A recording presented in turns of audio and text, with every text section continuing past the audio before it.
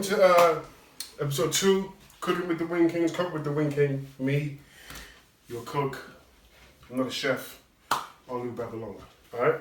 So, first episode, thank you guys so much for watching. I showed you the wings, all the secrets. I've had great feedback from it. Positive and negative, but as an athlete, every negative feedback I get, I work on to turn into a positive. So I've listened to what you guys just said. Please talk to me in the comments. Let me know what you think. Tell me what I should do, what you want to see, what I need to work on. I take it all in. I'm a good listener. Alright? So please subscribe to this channel, like the videos so we can get it out. More people, more views, the more food I put out. Anything you want me to cook, anything you want me to talk about, whatever, if you just talk about it in the comments, let me know. And I'll bring that to the best of my ability to YouTube. Alright? So today, because we did the wings last week, today we're going to do a couple sauces. We're going to do 2 of my top selling sauces, which is the blue cheese and the ranch. Right? I was going to do a whole bunch of different sauces, but we'll just stick to these 2 for now. I was going to do honey barbecue and the barbecue, but by the time this video comes out, they will be very close to being on sale anyway on my website. So I'll just leave that to go on sale. I'll let it rock for a little bit, and then once, sales go out, I'll show you how to make it yourself, okay? The ranch is really good because 2 of my top sauces are ranch and sriracha ranch. So if I show you how to make the ranch, you can make the ranch yourself, and then you can just add a tablespoon of sriracha sauce to a cup of the ranch you've already made, okay? Well, not too many of us have time to make sriracha sauce from scratch. It's a lot of work. There's great sriracha sauce in the store. All the stores sell it. So just go pick up a bottle of sriracha sauce and throw a tablespoon in each cup of the ranch.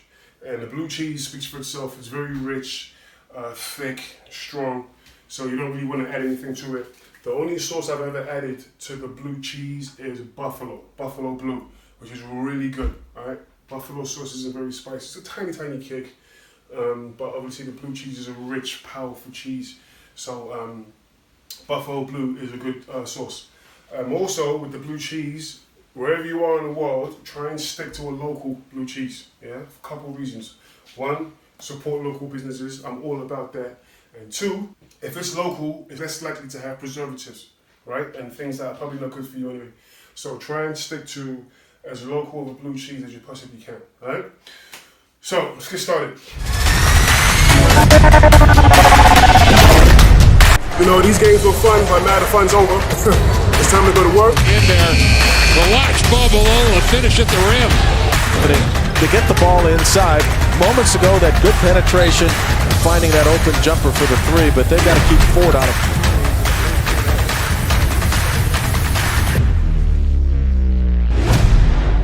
My name is Olu Babylona, former professional basketball player, now cooking buffalo wing based chicken wings. So now we'll do the blue cheese.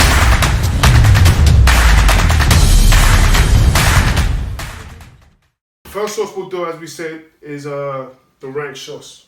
Right now, you can use dried herbs for this. If you use dried herbs, I feel like you'd get more of a vibe of a takeout sauce. Like if you go to a pizza place,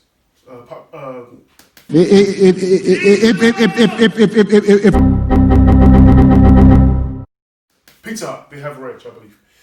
Their sauce that comes in that little pot with the tin foil. It's good, don't get me wrong, but it's not fresh, right? So it depends on what vibe you're feeling for. For me, I would always say if you're cooking in your house and you're feeding your family, you want to go with fresh herbs, fresh as much as you can. It tastes different. For me, I could definitely prefer the taste, yes, but it's not necessarily a better thing. It's just a difference in preference, right? So it's very simple. You'll see also that both these sauces, the bases start the same.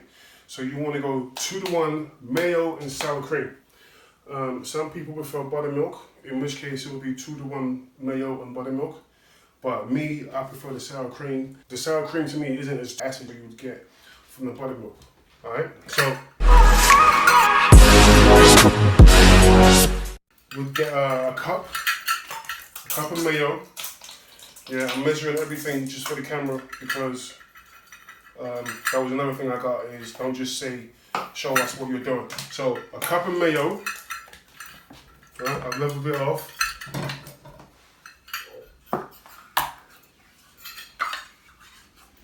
Right, a cup of mayo, and then half a cup sour cream. Right, you want to try and keep it to that level because of, if for nothing else, consistency. Not necessarily taste, because there's so much going in here, herb-wise and stuff, that it's not even about that. But consistency, you want to try and keep it to 1 cup of mayo, cup of sour cream. If this is for the house, this amount hopefully should last about a week. Then at the end of the week, you want to get rid of it as it won't be as fresh. So that's the beginning. 1 cup mayo, half a cup sour cream. You want to put about a tablespoon of salt. Lately, I've implemented Himalayan pink sea salt into my life. I don't know why. I've just been, apparently it's good for you. Sea salt is obviously a lot better for you anyway than table salt, as it's natural. But the Himalayan stuff, the real Himalayan sea salt, is supposed to be good for you, better for you still. So we go with a tablespoon of that, which I know to be 15 tons of that, because I'm a geek and I studied that. You are a nerd. That's just what I'm into. So a tablespoon of that. Then you can use any vinegar of your choice. I prefer white wine vinegar and cider vinegar. So a teaspoon of what I've got here is cider vinegar. So you want to throw that in. 1 teaspoon of cider vinegar, and then 1 tablespoon of Worcestershire sauce. I'm going to be honest, I'm in Sheffield, and when you're here, it's kind of illegal to use this. You got to use Henderson's relish. So just do what you do. In Sheffield, honestly, I use Henderson's relish. They call it Hendo here. They've even got like crisps, chips. They're good. They're really good actually, to be fair. So yeah, get that in. Mix that in, incorporate everything together, get the color out, right? Because they should, if ranch sauce shouldn't have any it shouldn't have any brownness to it from the Henderson's / Worcestershire sauce. Get that color out, mix it in till it's all gone. Okay, you can add pepper if you want. I personally don't, because it's gonna have raw garlic, and raw garlic, if you ever taste it, is very, very hot. In that same amount of sauce, 2 large cloves of raw garlic, right? I'm gonna tell you a story. I bought a garlic press yesterday, right? I've always hated them, but what I'm starting to learn is you need to try and do things quick, especially when you're in the kitchen. Garlic press is really quick. It's a lot quicker than chopping up, chopping. That it's just too much work. So get yourself a garlic press, and don't get a cheap one. Put some money up, right? Just a little bit, because the cheap ones, they break. Garlic is hard to clean. It's annoying. Just get I bought a £10 one yesterday. If you know me, I'm very careful with money. Uh-oh. Can't make the scene if you don't have the green. I better make a little stop. So I saw a £3 one. I still picked the £10 one.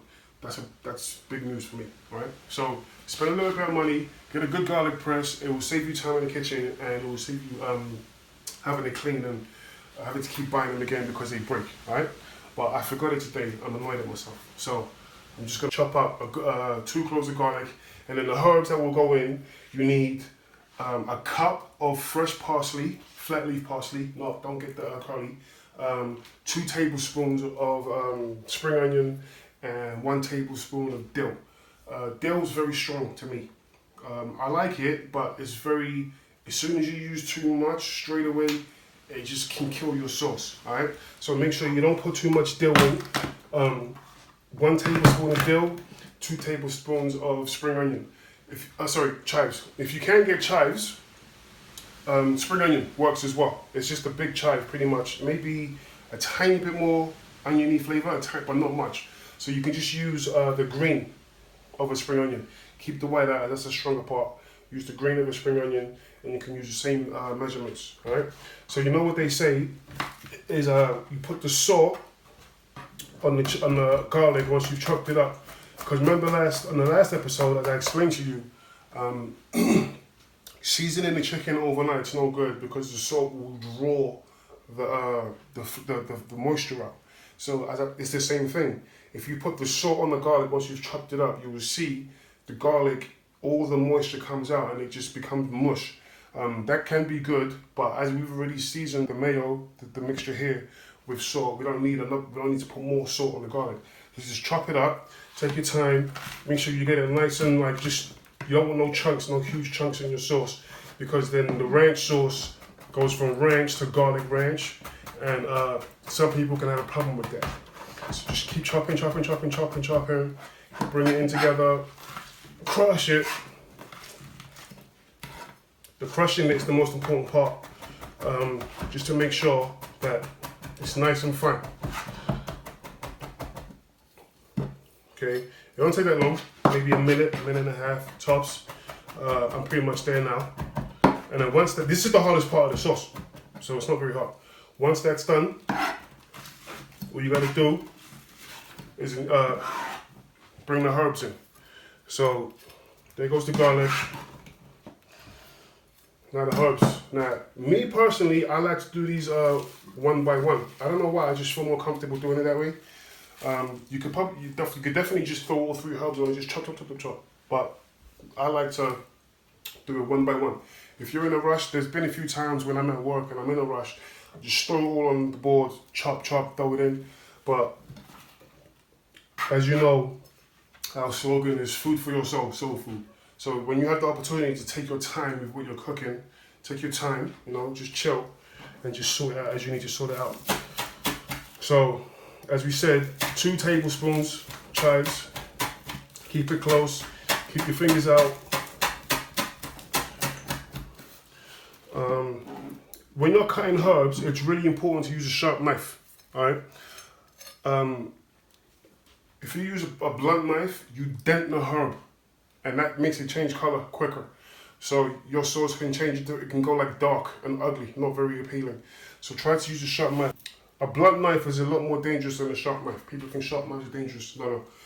A knife is obviously very dangerous, so you have to be careful anyway. But the most dangerous knife is a blunt knife, and the safest knife is a sharp knife. You will respect the knife more, you'll be more careful, and you will get better results from anything you cut, alright?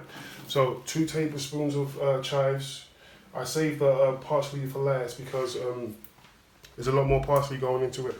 Parsley is very mild flavor, but obviously it has a good flavor. So it's like a good fresh flavor you get from it. So yeah, you just need a tablespoon of dill.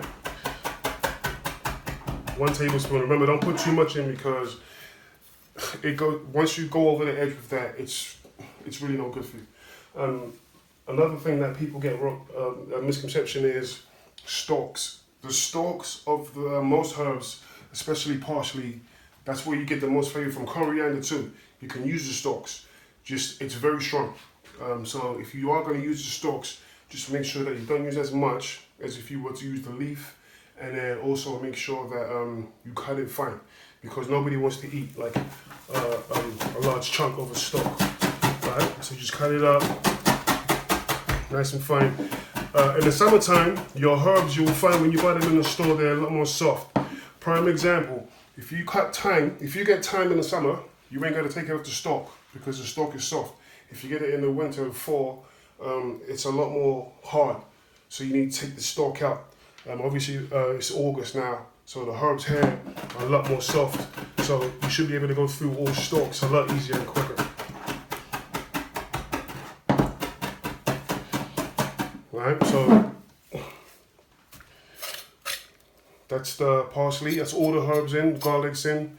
We've put the Worcestershire, salt, vinegar. Good to go. That's it. Just mix it all up, incorporate it,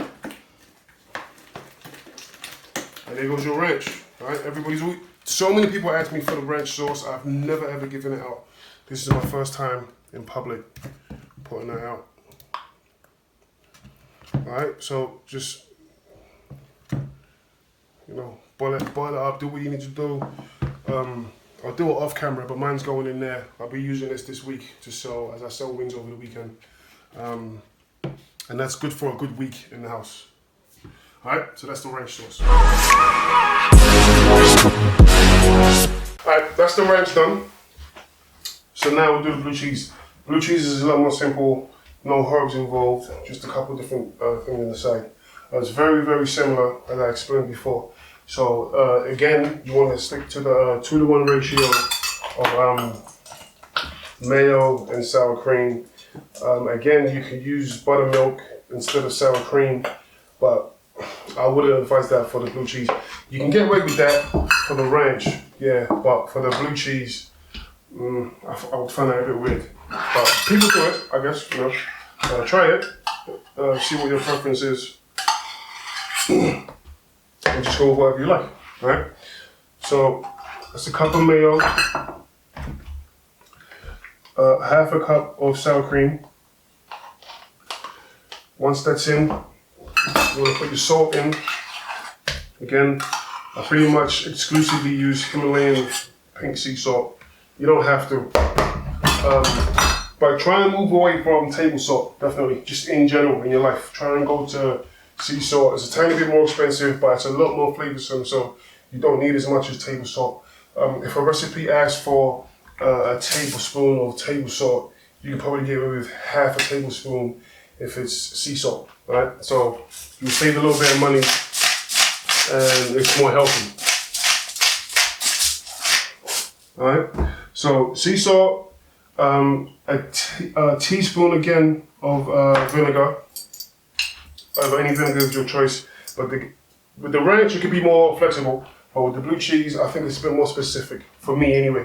So I would definitely stick with cider vinegar. I wouldn't go apple cider or like malt vinegar or anything like that. And then the ranch had a tablespoon of Worcestershire, but with the blue cheese, you want to just go a teaspoon, because again, blue cheese is a lot more stronger, and the blue cheese is the star of the show. So you don't want to overpower with anything else, and then that's it. That's it. Everything else everything's in there.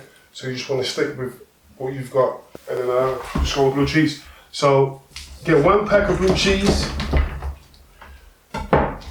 which is 220 grams. You want to go half, so 110. Crumble it up. Now, what the compliments I get from my blue cheese is it's really thick, right? So there's a few reasons why people like that. One, it lets you know that it's fresh, and two, when it's not thick, people sometimes think that they're getting ripped off, that they don't do a tiny bit of blue cheese in it, if any at all. So definitely try and keep it as thick as you can, nice and so it's nice and lumpy. Yeah. With ranch, when you make it, it's pretty much good to go straight away. Blue cheese, once it's made, it's good to go, but it's definitely better the next day.